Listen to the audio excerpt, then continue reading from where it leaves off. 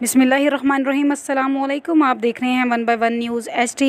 खबर शामिल करते चलें गुजरांवाला से। गुजरांवाला शहरी की तीसरी शादी मैरिज हॉल मैदान जंग बन गया। शोहर, पहली बीवी और रिश्तेदारों में हाथापाई, एक दूसरे पर लातों और घूंसों का आज़ादाना इस्तेमाल।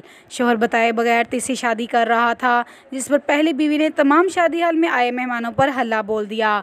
शादी में बर्बादी का मंजर देखिएगा इस वीडियो रिपोर्ट में।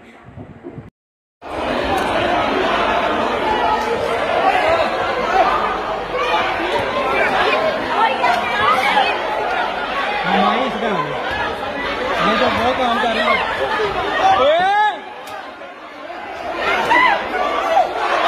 बाबा ही तो ये तो यार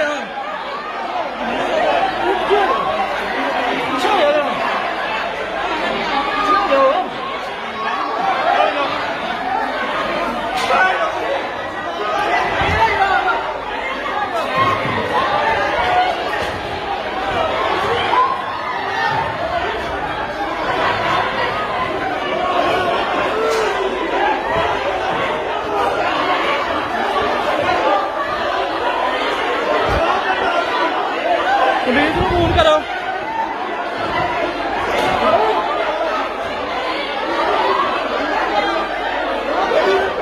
मज़ीद खबरों के लिए देखते रहिएगा हमारा चैनल 1 बाय 1 न्यूज़ HD।